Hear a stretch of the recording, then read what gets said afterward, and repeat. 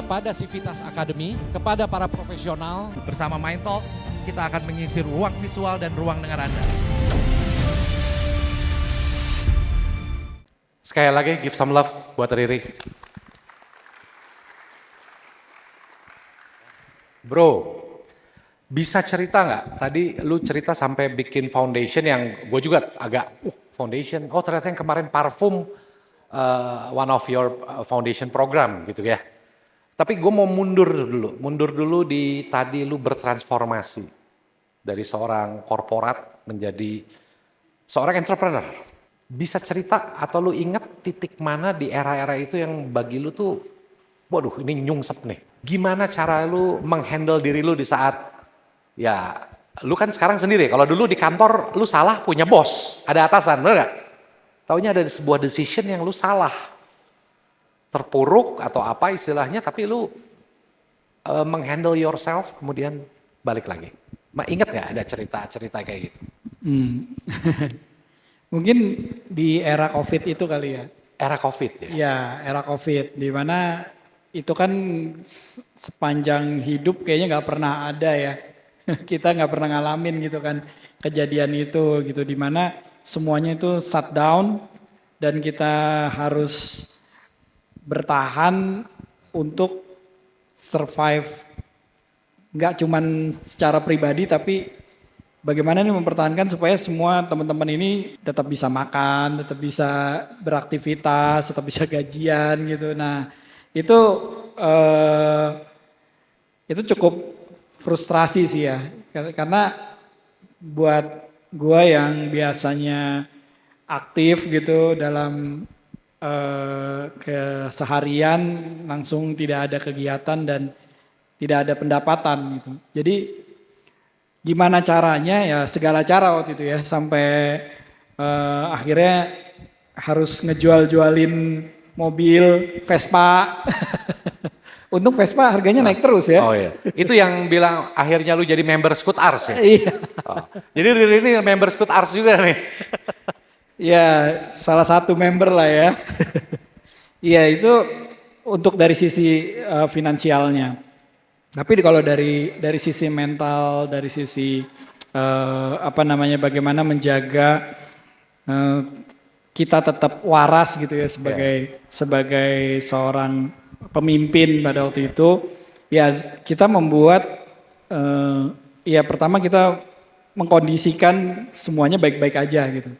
Ya dengan membuat kegiatan-kegiatan di luar dari yang biasa kita lakukan, yaitu kita buat workshop misalnya gitu. Seolah-olah kayak kita banyak kerjaan gitu. Padahal itu workshop belum tentu jadi apa-apa gitu. Cuma kan kita kan selalu mengencourage ya nanti kita bisa tawarin gitu untuk kita jadikan project misalnya gitu.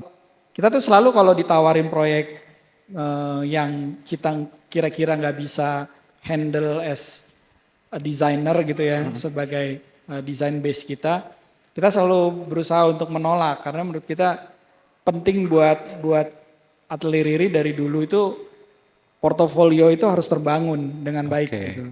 Yang dibilang nggak mampu itu karena scale-nya atau karena tidak sesuai dengan patron? Ya mungkin itu ya tidak sesuai dengan patron ya, dengan karakter kerja gue secara pribadi dengan ya kita tuh kan bisa dibilang kan kalau biro itu kan ada 3 ya. Ini sedikit cerita ya buat teman-teman. Ilmu dulu nih ilmu. Nah knowledge nih guys. Ada yang strong service, ada yang strong delivery. Nah, strong design itu biasanya basisnya tuh lebih ke membuat desain yang ikonik, membuat desain yang ya di atas dari sekedar hanya mendeliver atau membuat service yang baik gitu. Biasanya tuh dia lebih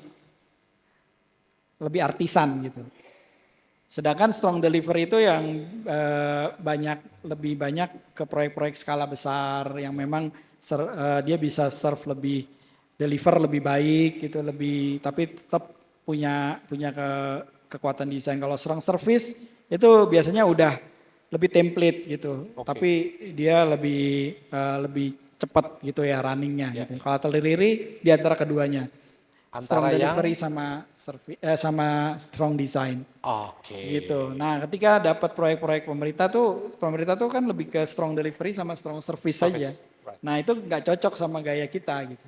Nah, tapi untungnya waktu itu si kontraktor bilang, oh nggak apa-apa kok ini kebetulan direksinya mau desain yang unik, yang tetap ikonik. Ya udah, akhirnya kita kerjain.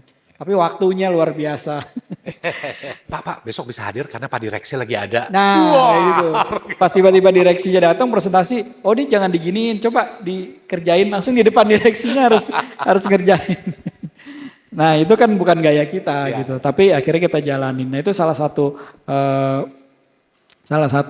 cara kita juga untuk survive pada masa itu. Ya. Termasuk ada satu proyek kita ngerjain rumah klasik. Rumah klasik. Ya, yang mana itu bukan patronnya Atelier Riri juga kan. Oke. Tapi gimana dia datang ke kita di tengah waktu itu pas bulan puasa kalau nggak salah 2020. Ini rumah artis bukan bro? Bukan ya? Bukan. Oh bukan ya? Bukan. Kebetulan bukan artis. Oh iya.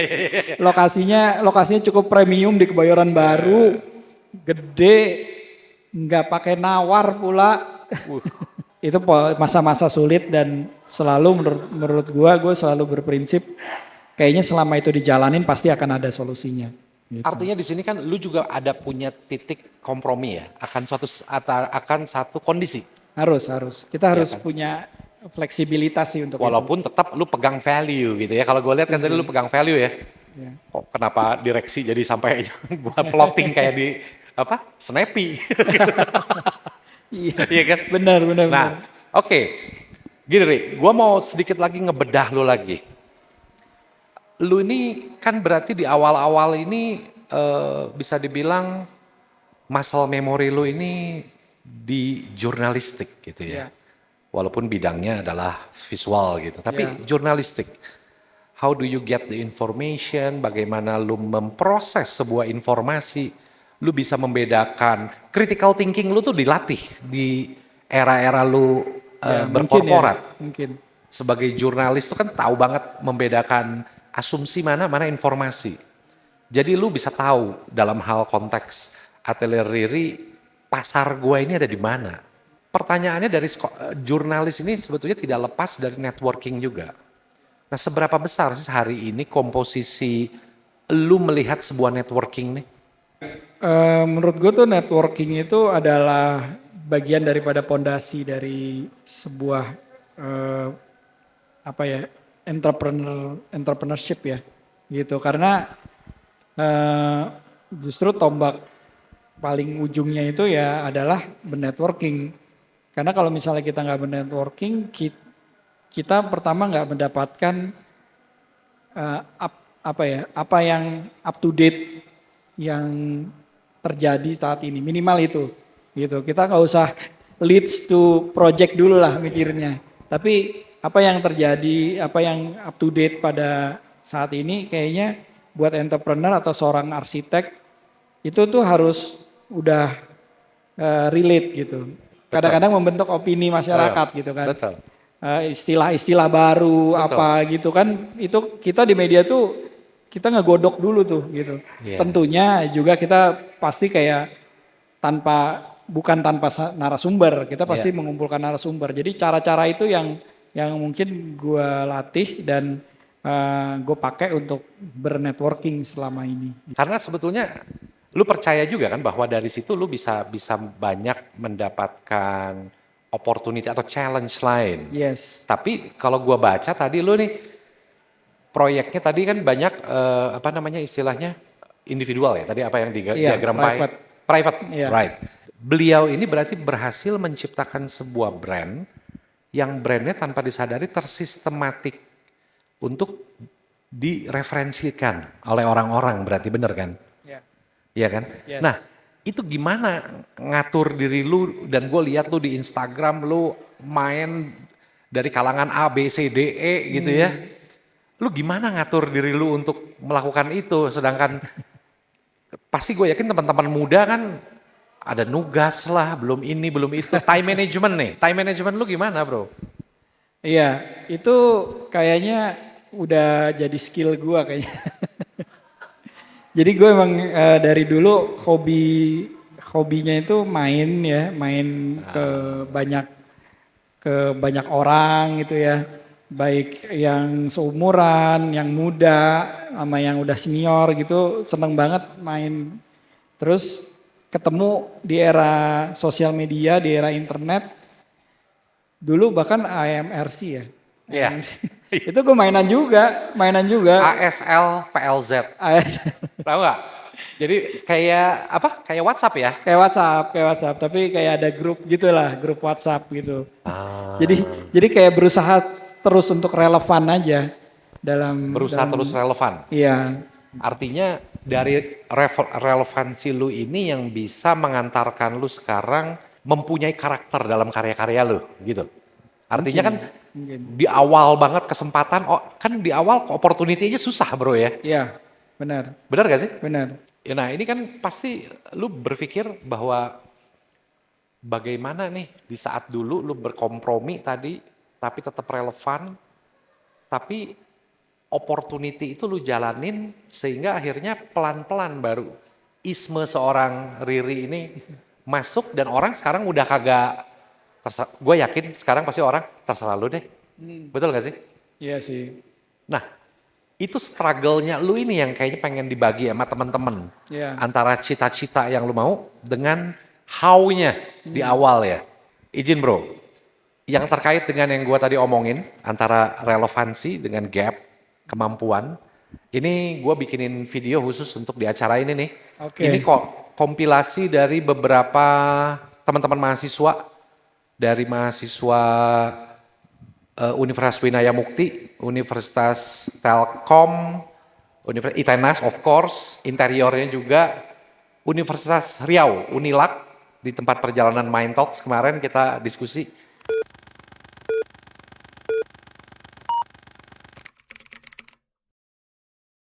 Gimana tanggapan Rena sama BK perkembangan arsitektur yang ada di Indonesia? Mungkin banyaknya arsitek yang masih kurang peka gitu terhadap lingkungan.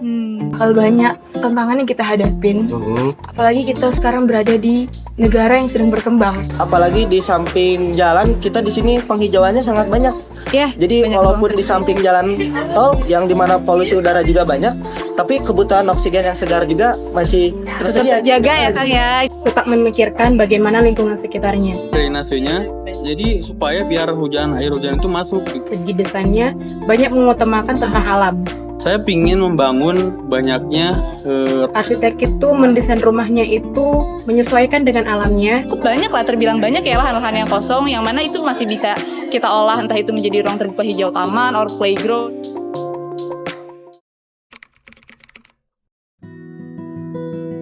Ilmu-ilmu yang akan kami serap dapat kami praktekkan ke lapangan. Kalau di pikiran anak mahasiswa mah susah gitu, tapi Kak Ruby mematahkan stigma itu gitu. Di sini kita kadang tugas juga suka keteteran kan, kita masih belum sepaham itu untuk memanage waktu. Pengembangan diri menurut saya itu sangat membantu. Gimana caranya manage waktu juga. Nah, itu salah satu YouTube dari soft skill dan hard skill itu gitu.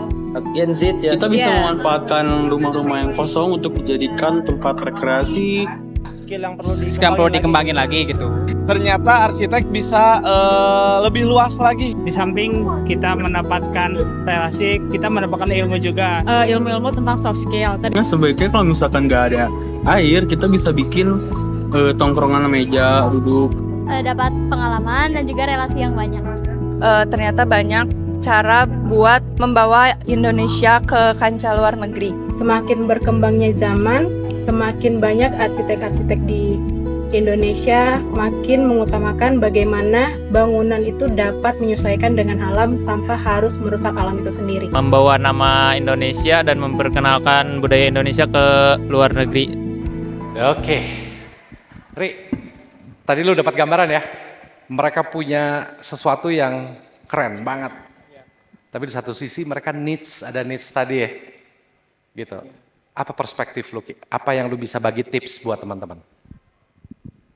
Ya, menurut gua terutama di sini ya teman-teman ini kan rata-rata arsitek kan ya, arsitek orang-orang kreatif gitu ya.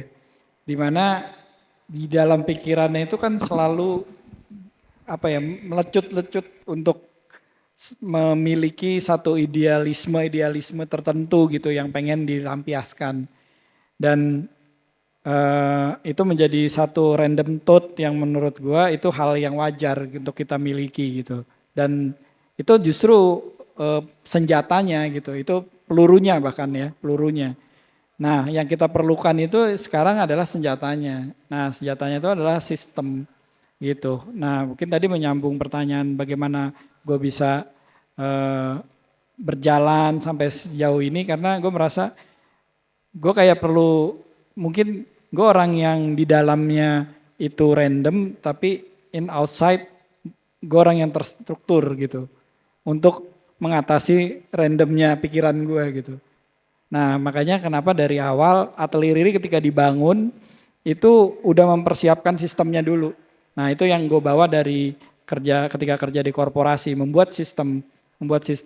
Jadi kayak membuat aturan perusahaan gitu-gitu dulu dari awal tuh Atelier Riri itu udah ada gitu. Udah ada good governance-nya berarti ya, Udah SOP ada, gitu. Udah ada SOP, kita udah bikin semua tools buat manajemen SDM tuh udah gue buatin. Ya tentunya itu dari yang kantor lama coba diterapin gitu. Keren. Karena gue yakin kita tuh akan, ya namanya orang kreatif ya. Terus juga proyeknya juga nggak akan nggak akan simultan gitu ya.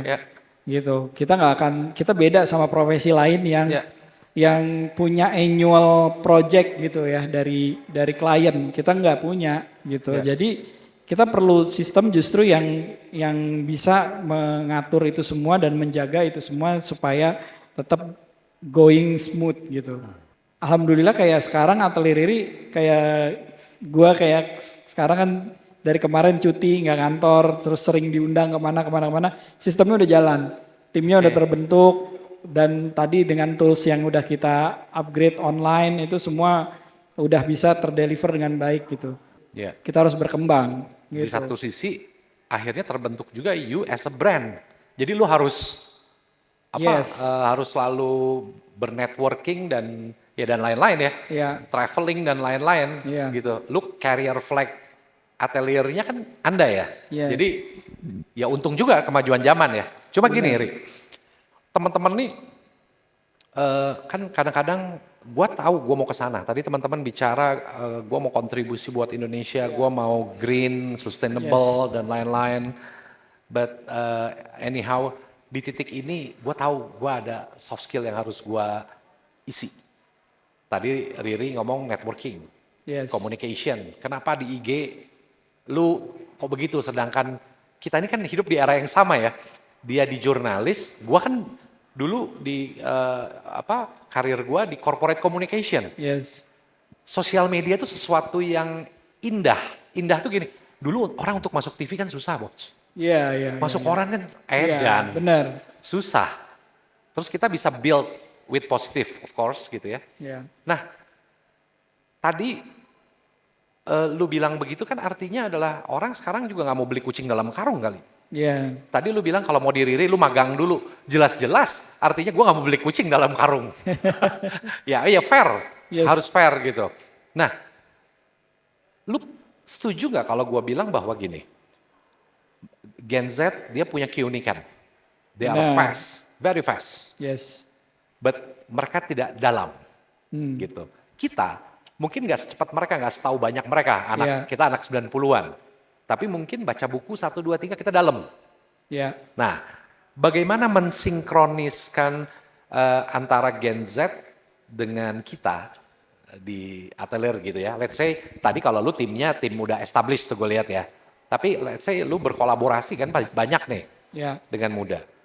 Lu setuju kalau gue bilang bahwa mereka tetap harus bisa beradaptasi dengan generasi yang mau nggak mau sekarang generasi ini yang lagi nge-leading ya. Dari mulai baby boomers, Gen X, Y gitu ya. Presiden kita aja pemilik kekuasaan baby boomers gitu kan. Iya kan? Artinya kan kita kebetulan dilatih sama mereka. Ada gap sedikit ke Gen Z. Lu setuju kalau gue bilang bahwa harus ada mutual nih dari Gen Z-nya ngejar apa yang Ya. menjadi flavor Setuju. bekerja gen atasnya. Gen atasnya juga mengejar juga mana yang Iya. harus di ini. Nah, Iya. apa Ri? Apa contoh apa kira-kira yang ini Ri? Kalau gue tuh dari dulu diajarin ya, mungkin ya juga bawaan dari ketika di grup Kompas ya, kita tuh nggak ada gap gitu antara senior, atasan, tertinggi sampai ke bawahan bahkan ke OB sekalipun. Kedua mungkin gue lebih seneng, ya ini juga dari yang gue dapat ilmunya di itu, gue lebih seneng ngeceburin orang langsung. Oke. Ceburin langsung ke medannya gitu. Karena biar lebih tahu orang ini bisa berenang apa enggak. Agree. Bisa survive daripada kita latih dulu berenang di kolam cetek dulu, latihan gaya bebas dulu, apa dulu. Menurut gue kalau dasarnya memang dia bukan kayu jati, nggak akan indah sampai kapanpun gitu.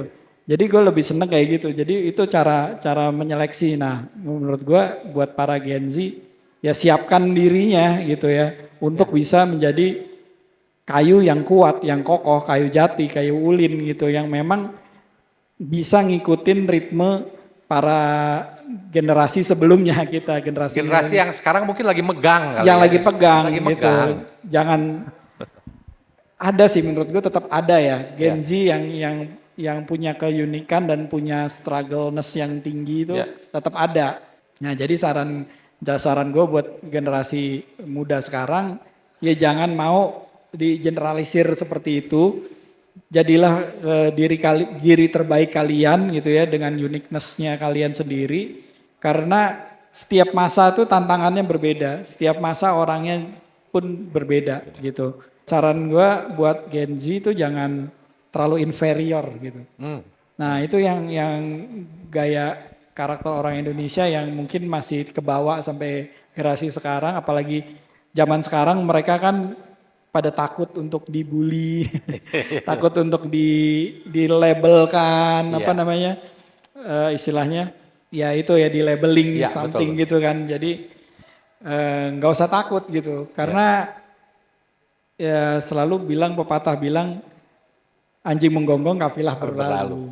Nah, udah ada yang mau bertanya nggak teman-teman? Nah, gitu. Mulai dari Pak Novan dulu. Mas Heri, saya kebetulan di sini arsitek praktisi juga dan kemudian juga pengajar asisten dosen di sini. Dan saya sebetulnya sudah melihat sepak terjang Mas Heri itu sejak saya masih jadi junior arsitek di Kosmas waktu itu, Kosmas Gozali. Ini kaitannya dengan judul temanya ya, navigasi karir arsitek di era baru. Nah, ketika kita bicara navigasi di era baru, kita mungkin melihat di 2025 ke depan, apalagi sekarang perkembangan teknologi sudah semakin cukup banyak ya menjadi tools asisten buat arsitek, mulai dari AI, software, dan lain-lain. Nah, apakah ada strategi misalnya di Atelier Riri sendiri untuk proyeksi mungkin 5 atau 10 tahun ke depan terkait dengan era baru ini ya?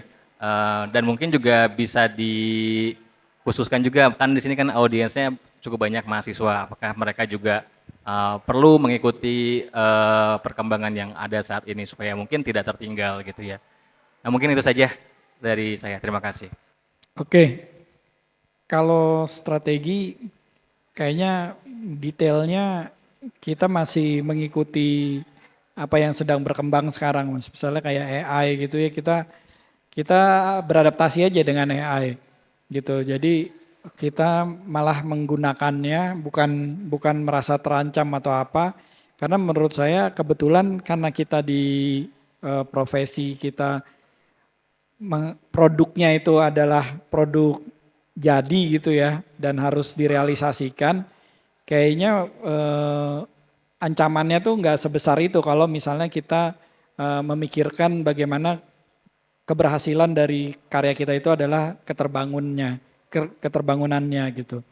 Jadi dalam proses desainnya malah kita udah mulai native nih dengan AI gitu. Rendering gitu kita udah mulai pakai AI. supaya lebih mempercepat proses gitu. Terus untuk mencari narasi-narasi desain gitu, kita udah mulai menggunakan AI. Cuman yang masih kita hindari dari AI itu adalah bagaimana mengenerate AI itu dengan prompt-prompt yang masih sangat original dari pemikiran Ateli Riri atau pemikiran saya pribadi, karena saya nggak mau ngajarin AI dengan pemikiran saya supaya nanti dia nggak lebih pintar dari saya dan pemikiran itu menjadi sesuatu yang bisa dengan mudah bisa di reach sama orang gitu. Paling ya berfokus aja nanti terhadap proses ketika desain itu sudah selesai sampai desain itu proses terbangunnya gitu. Jadi kita mulai ke arah situ. Meskipun kita bukan kontraktor ya, dan kita malah lebih berkolaborasi lagi dengan banyak kontraktor gitu. Silakan. Saya ingin sedikit cerita, sedikit sebelum ke pertanyaan. Sebelumnya kan saya suka kayak freelance desain gitu, poster atau apa gitu. Nah, pada saat saya dapat suatu proyek gitu di arsitek, saya cukup kaget gitu, kayak ternyata beda ya untuk desain poster sama desain bangunan tuh berbeda gitu. Kalau poster kan kayak cukup gampang gitu orang untuk beli atau apa gitu. Sedangkan di arsitek tuh cukup sulit ya, karena kan orang tuh pasti lebih skeptis gitu untuk beli desain kita atau pakai jasa kita. Nah, saya tuh ingin bertanya, Pak, kalau misalnya nih menurut pengalaman Bapak yang 16 tahun tadi, di arsitek tuh sebenarnya klien atau kayak biro-biro arsitek tuh melihat kita tuh di desainnya kah, atau komunikasinya, atau di branding kitanya gitu. Dan satu lagi dari pengalaman Bapak kesalahan yang bisa diceritakan gitu agar wejangan gitu buat kita yang baru-baru di dunia arsitek. Terima kasih. Oke. Wah, ini jawabannya harus pakai pelengkap, bro. Iya. Tadi mau branding dulu atau Desain mau dulu. desain dulu? Saya mau mengambil analogi yang sedikit mirip ya dengan profesi kita, yaitu dokter. Jadi kalau menurut saya atau mungkin pertanyaannya ke Mas, kalau misalnya Mas sakit gitu ya, ada dua pilihan nih. Pilih dokter yang jago banget, yang udah senior, yang sudah berpengalaman lah ya, kita anggap gitu ya. Atau baru yang fresh graduate gitu. Sedangkan Mas ini latar belakangnya orang yang ya nggak ada masalah sama uang gitu ya. Nggak ada masalah sama finansial, orang yang kaya raya gitu. Sakit nih gitu. Nah, pilihannya mau diobatin sama dokter yang udah berpengalaman atau yang baru fresh graduate kira-kira. Nah, pengalaman kan. Ya begitu juga dengan profesi di arsitek ya. Kayaknya pengalaman itu cukup penting ya untuk kita jalani gitu ya. Experience itu penting untuk bisa kita akhirnya berkembang gitu. Jadi selama ini menurut saya yang tadi Mas bilang desain dulu atau komunikasi atau branding, sebenarnya itu harus dijalanin dari nol gitu. Dijalanin aja semuanya. Desain harus dijaga, tetap bisa menjaga karakteristik desain yang diinginkan dengan idealisme yang memang pengen dituju. Terus dengan konsistensi yang ada, lalu branding dan caranya komunikasi ke halayak luas itu juga tetap dilatih gitu ya. Nggak usah ragu, nggak usah inferior sama kualitas desain kita. Justru saya tuh selalu berpikir dengan kita mempublikasi, kita tuh secara nggak langsung terkurasi gitu, terkurasi oleh masyarakat secara umum, dan kita juga secara nggak langsung juga mengkurasi calon-calon yang punya interest dan gaya atau kesukaan yang sama dengan kita gitu. Jadi itu akan jauh lebih mudah gitu. Setiap misalnya contohnya kayak media sosial ya, media sosial di Instagram sama YouTube tuh audiensnya aja udah beda gitu. Nah, sama TikTok juga beda juga gitu. Nah itu juga itu ada salah satu media untuk mengkurasi. Nah, jadi itu berproses karena menurut saya sekarang media itu udah visual, udah mulai bikin video, udah nggak lagi foto gitu ya. Nah, itu branding itu tetap diikuti dan media itu tetap dipakai. Itu sih kalau saran saya. Dan pertanyaan terakhir apa tadi? Kesalahan. Oh, kesalahan. Iya, kesalahan menurut saya yang terbesar adalah ketika kita menerima sesuatu atau mengambil satu proyek yang kita udah tahu bahwa ini akan menjadi proyek yang bermasalah dari in the first impression ketika kita ketemu dengan orang atau calon klien itu. Nah, itu pasti kita bisa. Kita pasti punya insting ketika kita ketemu, ketika kita ngobrol pertama kali, kita dapat brief, ketika kita merasa itu kurang cocok atau kurang pas, itu sebaiknya kita hindari dan kita tolak dari awal gitu. Saran saya nggak usah takut kehilangan rezeki, nggak usah takut untuk kehilangan proyek. Saya yakin proyek itu akan datang dengan sendirinya ketika kita orang tahu kualitas kita dan orang tahu value kita seperti apa. Tadi di presentasi awal lu kan ngomong minimal lu harus kerja dulu deh sama orang. Ya jangan setahun 2 tahun kali 5 tahun, betul ya? Iya kan? Ya kita sama nih, binder dan that gitu ya. Sebetulnya teknisnya nih kalau mau tanya teknikalnya ya, gimana nih gue mulai di awal ya? Lu kerja sama orang, lu kerja di biro yang memang mau nerima lu hari ini aja. Mau nerima lu hari ini nih. Ya. Walaupun mungkin aduh biro ini padahal gue ngincarnya biro itu. Tapi kemampuan lu berarti kan yang tercapture biro yang ini. Tadi Riri juga gue turunin ke teknisnya, lu kerja yang benar, lu deliver yang benar. Gitu kan? Lu harus bisa dipercaya oleh atasan lu. Dipercaya artinya apa? Kalau orang kerja itu mudah, jangan memposisikan atasan ke dalam sebuah resiko. Dapat? Jangan memposisikan atasan kita ke dalam sebuah resiko. Pak, besok presentasinya jadi pagi. Wah, atasan kan malam-malam nih udah aman gak ya pagi-pagi gue mau ketemu petinggi nih mau presentasi. Kagak dibales. Tahu-tahu besok pagi setengah jam sebelum jam, mohon maaf Pak, saya gak bisa hadir karena nah.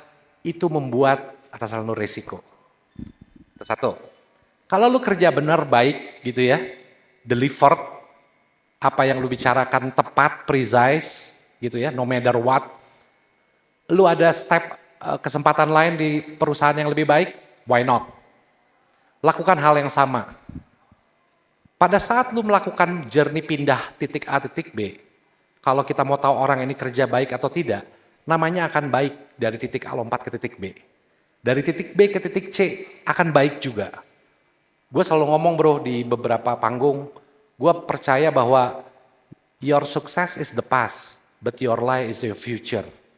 Artinya adalah once lu lie, itu akan jadi masa depan lu. Gimana menurut lu si A? Dia oke sih, cuman kalau ada udah urusan ini, aduh hati-hati ya, you know what I mean ya. Itu nggak akan bisa dihapus bro. Malah sukses story lu mah orang hilang aja gitu. Nah ini yang harus dijaga gitu, apalagi arsitek seorang profesi. Artinya ini adalah brand fundamental dasar. Bahwa sebelum lu brand lu, karakter lu bagaimana, amanahnya ini dulu. Tadi Riri bilang artinya di awal pun lu menyortir proyek yang kira-kira memang lu mampu. Tidak ada masalah gitu ya. Di luar dari lu rezeki dan lain-lain. Nah, once nanti di titik A titik B itu tiba-tiba lu memutuskan build your own company, kalau nama lu baik, titik A dan titik B malah akan mereferensikan lu. Gimana bro? Setuju ya? Setuju banget. Ada 3 orang, ada lagi yang mau nanya? Oke. Jadi gimana caranya Pak Riri mencari mentor dan koneksi, apa itu lewat sosial media atau lewat mulut ke mulut atau bagaimana Pak? Terus yang kedua, bagaimana caranya bernavigasi karir arsitek kalau kita itu selalu pindah-pindah kerja. Maksudnya kita kerja di perusahaan satu tapi cuma kerja 3 bulan, perusahaan 2 6 bulan, yang ketiga 9 bulan. Nah, caranya kita bernavigasi di arsitek itu bagaimana ya? Kan kalau kerja pindah-pindah itu sebenarnya bermasalah. Jadi cara kita melanjutkan karir di arsitek itu bagaimana? Apa harus tetap di arsitek atau harus switch job atau bagaimana, Pak? Habis itu yang terakhir saya juga ada inspirasi juga buat bikin biro arsitek sendiri atau studio arsitek sendiri. Jadi tadi sebelum memulai perusahaan itu kan harus ada sistemnya dulu. Nah, sistem yang harus dibuat itu apa aja, Pak? Ya, sebenarnya kalau cara untuk mencari mentor itu segala cara ya. Kalau saya dulu kan masih ada Facebook gitu kan. Saya japri di Facebook, memberikan komen-komen gitu. Terus datang ke seminar-seminarnya gitu. Jadi ya itu tadi yang seperti saya bilang, birds of a feather flock together gitu. Jadi kita cari lingkungan yang memang kita bisa banyak belajar dan bertemu dengan orang-orang yang bisa menjadi mentor kita gitu. Jadi seperti itu Mas Kang. Kalau bisa paling gampang ya japrin aja. Makanya kalau saya seneng sekarang kalau misalnya orang yang nanya-nanya japri di Instagram tuh pasti saya jawab karena kerjaan saya dulu kayak gitu. Berkenalan tuh di japri di media sosial dulu atau sekedar komen-komen gitu. Nanti lama-lama kita akan kenal kan gitu. Tak kenal maka tak sayang tadi seperti saya bilang gitu. Jadi kalau bisa ada waktu baru datang nanti dia ada seminar atau ada sayembara atau ada aktivitas pameran seperti itu kalau bisa dihadiri. Nah, jadi antara kalau beliau punya buku, lu baca bukunya setengah aja dulu. Setengah ya, artinya kan memancing ketertarikan. Betul. Lu bisa nanya selanjutnya, jadi bukan cuma, halo Pak saya mau deh memfollow Bapak. Gitu. Ya? Iya, ada tuh yang kayak gitu tuh. Keren karyanya bro, lah gitu doang. Iya, ya kan? Ya kalaupun mentok gitu ya tadi, Pak saya ngelihat rumah pribadi Bapak ini kan dibangun tahun 2000 awal, luar biasa. Ini dulu cuma ada di Jepang yang kayak gini. Itu kok bisa Bapak dapat referensi Jepang di saat belum mulai misalkan ya. Iya. Kan kita sekarang aja ngelihatnya FYP-nya model begitu ya. Iya. Nongkrong gimana? Nongkrong?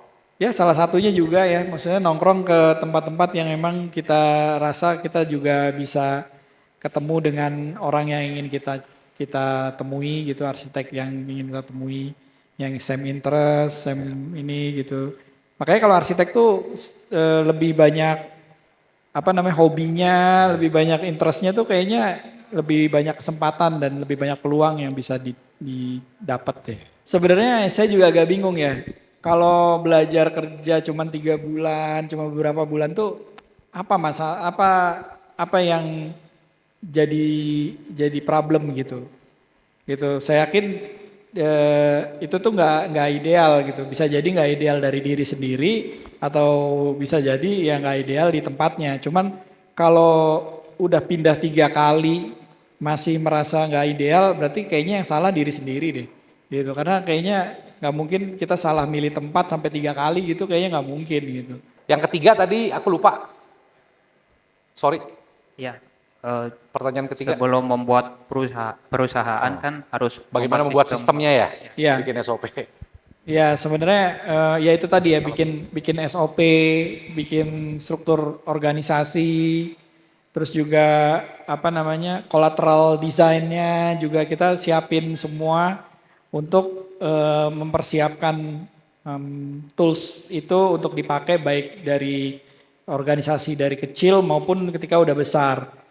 Jadi kita bikin tuh kayak filosofi kita tuh mau seperti apa, visi misi kalian tuh nanti dengan biro ini mau apa gitu. Nah itu bisa sih sebenarnya minta ChatGPT sekarang gampang itu untuk bikin itu, tinggal kamu ceritain tujuan kamu mau ngapain dan apa toolsnya mereka akan buatin semua. Kalau saya dulu bikin sendiri beneran coba lihat dari browsing-browsing dari website-website biro-biro yang udah lebih dulu dari luar gitu-gitu. Saya compile tuh gitu. Bahkan sebelum saya keluar itu tuh yang kerja di atelier itu udah ada. Udah teken kontrak. udah ada yang udah teken kontrak gitu. Orang udah tahu atelier ini sebelum saya bener-bener terjun langsung di atelier ini gitu. Ya itu. Karena once lu lu becoming your owner di perusahaan lu, menjadi pimpinan, itu udah keputusan itu udah nggak bicara benar salah, udah pasti tahu. Iya. Tapi tentang tepat atau tidak. Iya, setuju. Nah, tepat atau tidak itu kan harus based on banyak unsur ya. Iya. Intuisi, pertimbangan-pertimbangan. Karena pada saat kamu bikin biro, banyak orang yang terdampak loh oleh biro tersebut gitu ya. Betul. Begitu salah melangkah, kapal tenggelam, semua anak buah kapal ikut sinking. Tapi once kapal lu jadi besar, jadi pesiar ya, semua juga akan ikut sebagai anak buah kapal di situ kali ya. Ya. Siap, semoga terjawab. Ya, Anda nulis saya nggak kebaca mata gua. Oke, ada pertanyaan lagi, penanya terakhir? Bagaimana sih menjaga sistem yang baik di dalam biro itu, jadi untuk menjaga kekompakannya, untuk menjaga hubungan baik dengan, kan tadi sempat dibahas tuh setelah beberapa belas tahun tuh SDM-nya tidak banyak berubah, hanya sistemnya saja yang berkembang gitu, mengikuti perkembangan waktu sampai saat ini gitu. Mungkin itu aja sih, sama cara membaca opportunity dan menakar resiko-resiko yang akan datang selanjutnya tuh bagaimana ya biar tidak kita bisa menakar resiko yang ini bisa kita tanganin, yang ini enggak, jadi apa yang harus kita ambil sama apa yang enggak harus kita ambil gitu. Mungkin itu sih, terima kasih. Jadi kalau di atelier Riri ya kita coba selalu mengevaluasi ya. Kita selalu ada kayak setiap tahun ada annual meeting untuk mengevaluasi sekaligus membuat perencanaan tahunan. Sebenarnya waktu membuat RCVAP itu juga kita kan karena emang gak ada pilihan, kita punya satu vision untuk membuat prefab building, dan dengan kesiapan seadanya waktu itu akhirnya kita segera langsung create gitu peluang itu. Jadi orang-orang di manajemen kita cuma ada 4 orang sebenarnya yang bisa masuk ke level manajemen gitu diskusinya gitu. Nah baru nanti tiap 6 bulan ada evaluasi SDM. Seperti itu sih untuk caranya ya, salah satunya yang lebih teknis gitu. Yang kedua apa tadi ya? Ya sebenarnya untuk membuat mapping risk itu harusnya memang kita nggak hanya punya satu plan ya. Kita harus punya plan B, plan C gitu ya. Next year pengen ngerjain proyek komersial, let's say high rise gitu. Nah gimana caranya kan? Ya udah kita bikin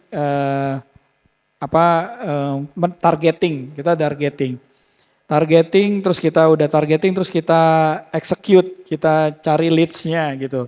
Biasanya kalau udah kita rencanakan, udah kita lakukan, belum tentu berhasil kan gitu kan. Nah di situ kita punya plan B, plan C. Jadi di atelier itu dalam setahun punya 3 skenario. Jadi kalau skenario pertama, kalau kita dapat proyek besar, berapa banyak gitu, proyek kecilnya akan kita reduce berapa banyak. Nah kebayang Ki ya. Nih, gua tambahin dikit. Kalau dari gua biasanya, pertama kan problem solving itu mencari problemnya untuk satu challenge ya.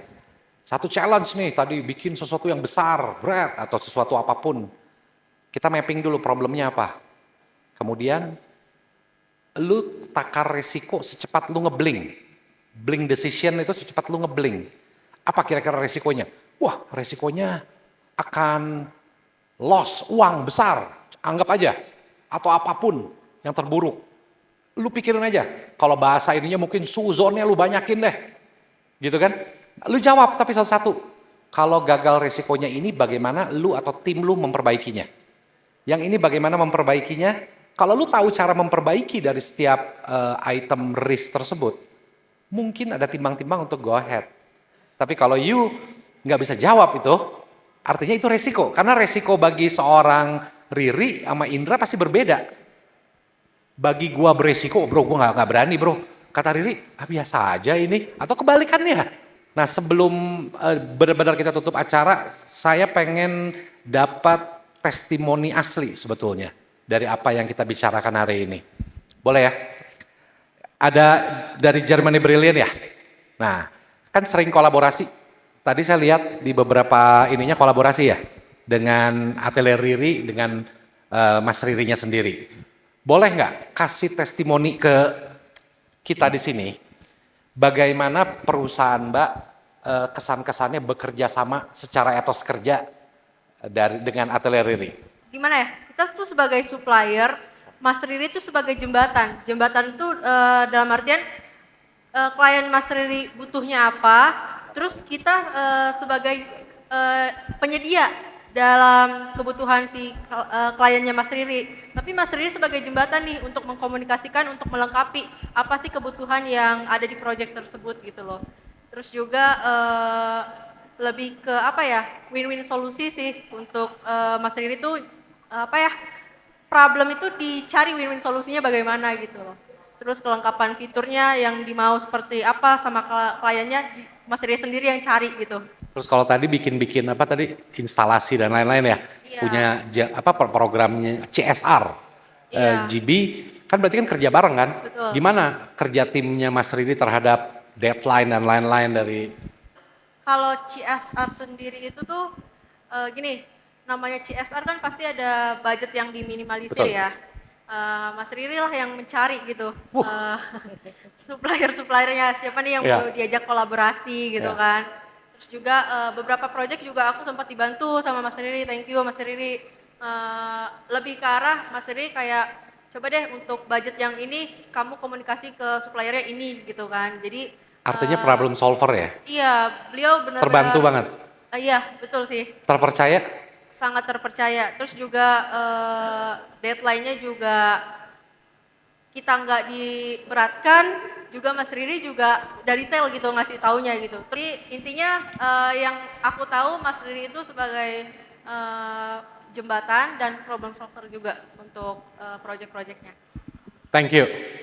Teman-teman, seorang Nofriansyah Yakub, saya tutup bahwa beliau selain punya integritas, tapi menjaga etik, menjadi seorang yang bisa dipercaya, menjadi seorang problem solver, seorang anak bangsa yang terus berkarya. Nofriansyah Yakub Riri. Terima kasih, sampai ketemu.